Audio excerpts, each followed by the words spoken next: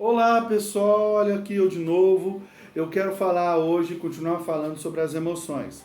Uma delas está ligada à depressão. Eu quero falar sobre depressão. Diz assim, a depressão é o mal do século. Mas por que esse termo? Porque é uma doença, né? É um estado mental doentio de resposta que interfere o físico e o mental e estende para muitas pessoas. Então não tem distinção nenhuma de nenhuma raça, não tem distinção nenhuma de nenhuma idade. Nós estamos tendo depressões hoje com crianças de 2 a 4 anos, muito precoce para esse tipo de doença mental de resposta, apenas por um fator estressor na vida, por uma situação. Então os estudos hoje dizem que também tem fatores genéticos. Não é primordial, mas tem fatores genéticos também. Então tem fatores genéticos, fatores epigenéticos, que são comportamentos durante as gerações que vai mudando o gene através do ambiente. Tem também esses fatores, né, que são fatores estressores, que são gatilhos que aumentam essa angústia ou produzem essa angústia no sentimento, na nossa mente.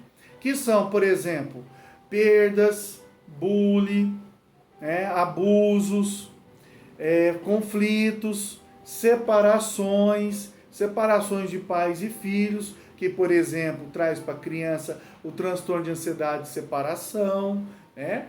Então, tudo isso é multifatorial, por uma questão apenas. Imagina se eu não trato, se eu não cuido daquela situação, isso vai aumentando, então é progressivo.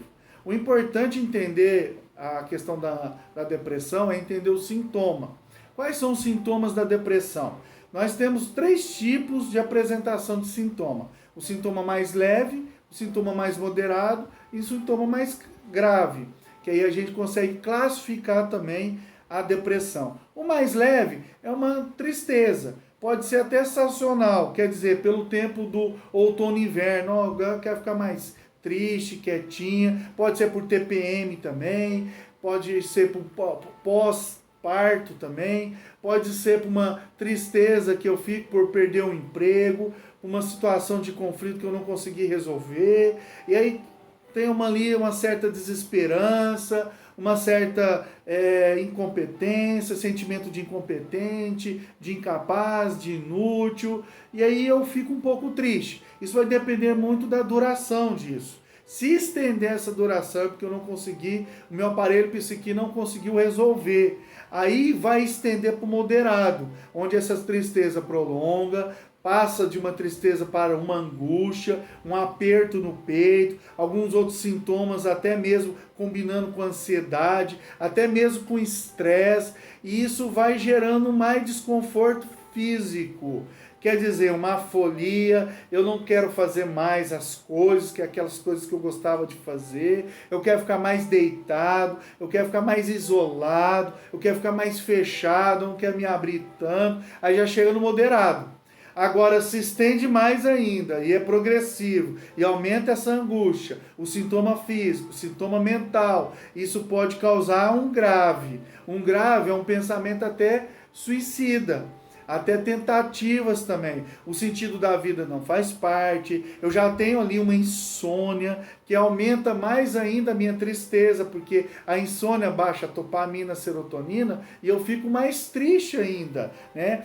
E o meu dia não acaba logo, eu quero ficar só deitado, quer dizer, a minha vida não presta, eu tenho vontade, olha os pensamentos, tenho vontade de sumir, tenho vontade de ficar só sozinha, não tenho vontade de fazer mais nada, nem coisas que normalmente eu teria condições de fazer ou gostava de fazer. Então, pelos sintomas, a gente entende qual tratamento melhor, leve, moderado ou grave.